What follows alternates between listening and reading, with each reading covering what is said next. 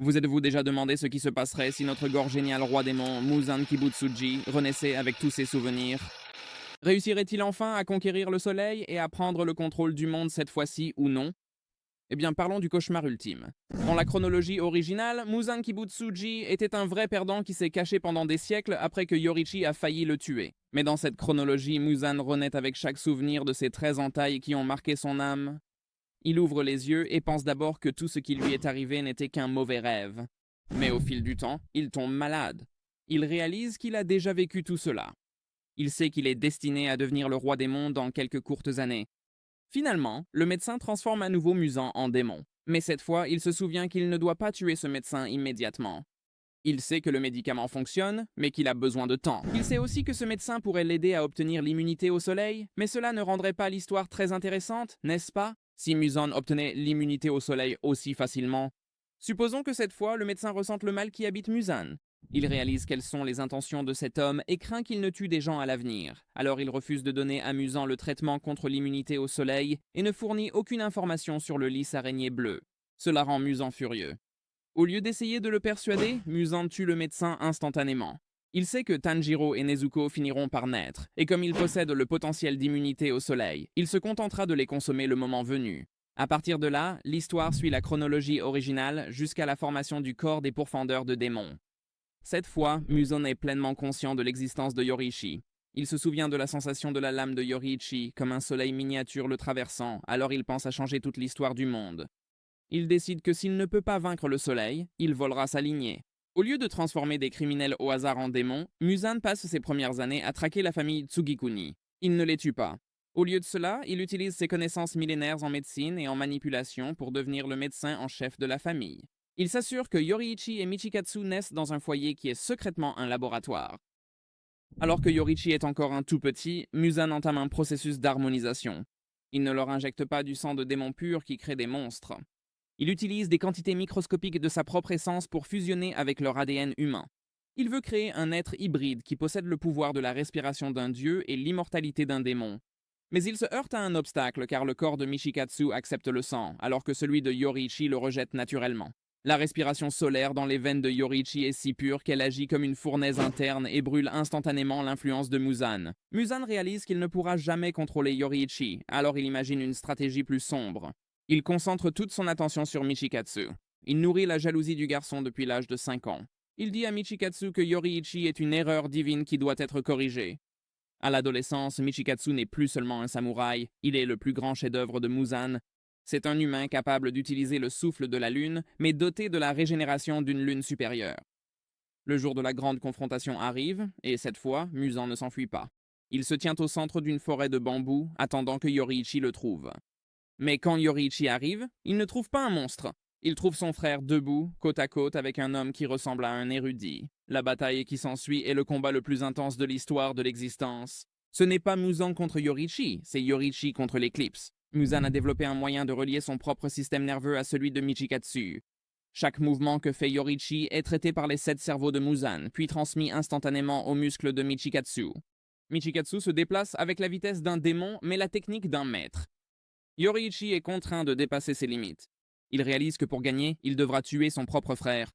Mais Muzan a une dernière carte horrible à jouer. Il se souvient que la famille Kamado de sa vie passée est celle qui perpétuera la flamme quand Yoriichi ne sera plus là. Alors que les frères sont engagés dans un combat, Muzan lâche une bombe. Il a déjà capturé les ancêtres Kamado. Il les a suspendus dans des cocons de chair, drainant lentement leur force vitale pour alimenter un rituel. Muzan dit à Yoriichi que pour chaque coup qu'il portera à Michikatsu, un membre de la famille Kamado mourra. En entendant cela, Yoriichi s'arrête un instant tandis que Michikatsu porte un coup qu'il ne peut pas esquiver. Cependant, il n'est pas encore mort. Au lieu de cela, il fait quelque chose que Muzan n'avait jamais prévu. Il utilise son dernier souffle pour exécuter une technique qui ne figurait dans aucun des souvenirs de Muzan. Il ne frappe pas leur cœur, mais le lien qui les unit. Il déchaîne une 13e forme si puissante qu'elle rompt le lien de sang entre Muzan et Michikatsu. L'explosion d'énergie solaire est si brillante qu'elle peut être vue à des centaines de kilomètres à la ronde. Michikatsu est assommé et son sang de démon purifié par l'explosion, tandis que Muzan est pris au piège au centre du soleil miniature. Mais parce que Muzan se souvenait du combat de sa première vie, il avait préparé un corps de secours. Alors que sa forme principale se transforme en cendre, sa conscience glisse dans l'un des nourrissons Kamado qu'il avait capturé, et son corps sera enfin libre à la naissance de Tanjiro. Les siècles passent. Muzan est contraint de vivre vie après vie en tant qu'humain, piégé dans la lignée même qu'il a tenté de détruire. Il grandit en tant que Kamado à chaque génération, sentant le soleil brûler dans ses veines. Enfin, nous atteignons l'époque de Tanjiro. Tanjiro naît, et pour la première fois en 1000 ans, la conscience de Muzan réalise que la prison se brise et qu'il est enfin libre. Il trouve un autre corps pour sa conscience, et c'est là que commence son voyage en tant que roi des démons. Il n'a que quelques années pour devenir plus fort, constituer ses 12 Kizuki et s'en prendre à la famille Kamado pour obtenir l'immunité de son fils. Vous pourriez penser que Muzan va simplement se rendre chez Tanjiro, les attaquer, dévorer Nezuko et devenir immortel. Mais non, Muzan commet une erreur ici. Dans l'histoire originale, Muzan ne connaissait pas le père de Tanjiro, Tanjuro. Cette fois, dans sa précipitation pour consommer un humain ayant intégré le soleil, il arrive bien plus tôt que dans la chronologie originale, donc le père de Tanjiro est encore en vie. Pensez-vous que Tanjiro laisserait Muzan faire du mal à sa famille? Évidemment que non. En utilisant le monde transparent et le Hinokami Kagura, Tanjiro attaque Muzan et lui livre un combat acharné. Il dit à sa famille de s'enfuir pendant qu'il retient Muzan. Bien que Tanjiro ne veuille pas quitter son père, il est contraint de fuir, emmenant Nezuko et ses frères et sœurs avec lui. En fin de compte, il ne peut pas tenir tête à Muzan éternellement car il ne possède pas de sabre Nichirin forgé et utilise simplement une hache.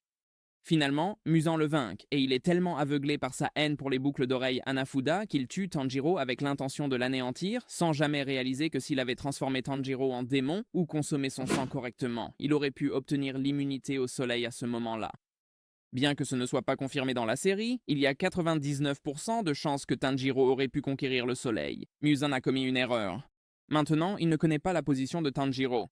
Il envoie ses démons les plus faibles pour les traquer pendant que Tanjiro tente de se remettre de son traumatisme. Dans cette version, la plupart des membres de la famille survivent car ils ont fui, mais la mère reste sur place et est tuée par Muzan. Le destin de Tanjiro est différent maintenant. Alors qu'il descend la colline avec ses frères et sœurs, il rencontre Urokodaki. Lorsqu'il lui raconte qu'un démon a attaqué leur famille, Urokodaki les recueille. Une fois qu'Urokodaki réalise que l'attaquant était le roi des démons lui-même, il envoie Tanjiro au manoir Ubuyashiki. Tanjiro fournit toutes les informations dont il dispose en échange de la sécurité de sa famille. Il insiste pour rejoindre le corps des pourfendeurs et retourne auprès d'Urokodaki pour apprendre le souffle de l'eau. Comme il est beaucoup plus jeune ici que dans l'histoire originale, son entraînement prend beaucoup plus de temps, mais il finit par réussir la sélection finale. Cependant, il ne rencontre ni Zenitsu ni Inosuke pendant l'examen car il a rejoint le corps bien plus tôt. De son côté, Muzan continue de chercher Tanjiro et apprend finalement qu'il vit au domaine Ubuyashiki. Cependant, il ne s'en prend pas directement à lui, mais décide d'abord de s'emparer de Nezuko pour obtenir sa résistance au soleil. Il a donc choisi le train de l'infini pour kidnapper Nezuko discrètement pendant que tout le monde dort sous l'emprise du sort d'Enmu. Il sait que son sang contient le potentiel dormant de résistance au soleil, mais qu'il a besoin d'un catalyseur. Il l'emmène au château de l'infini, la maintenant dans un état de sommeil pendant qu'il expérimente sur son sang avec les connaissances médicales qu'il a perfectionnées au cours de 2 vies. Maintenant, son prochain objectif est de se débarrasser de Tanjiro, et le meilleur endroit pour Muzan pour le frapper est le quartier des plaisirs. Pourquoi pas le train de l'infini? Parce qu'Akaza a dû fuir à cause du lever du soleil. Dans le quartier des plaisirs, les choses sont plus brutales. Comme Tanjiro a rejoint l'organisation plus tôt, il n'a jamais rencontré Zenitsu et Inosuke, et ils sont probablement morts plus tôt dans l'histoire aux mains du démon au tambour ou dans la forêt, car ils n'ont jamais eu Tanjiro pour les aider. Mais les choses ne deviennent pas faciles pour Daki et Gyutaro, car Tanjiro est déjà furieux de la mort de ses parents et de l'absence de Nezuko, donc il ne montre aucune pitié, et cela aboutit à un éveil avancé de son souffle solaire. Ces lames laissent détraîner de véritables feux solaires qui empêchent les démons de se régénérer et transforment leur arrogance en pure terreur.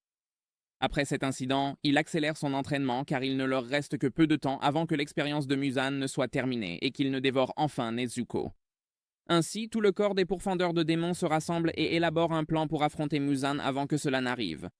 Et quand le jour arrive enfin, juste au moment où Muzan est sur le point de réaliser son rêve vieux de plusieurs siècles, tout le corps des pourfendeurs de démons attaque son château de l'infini, et c'est là que la bataille finale commence. Alors, à votre avis, que se passe-t-il ensuite? Les événements suivront-ils la chronologie originale? Muzan dévorera-t-il Nezuko pour conquérir le soleil? Ou Tanjiro mettra-t-il fin à ses jours? Dites-moi en commentaire si vous voulez une suite.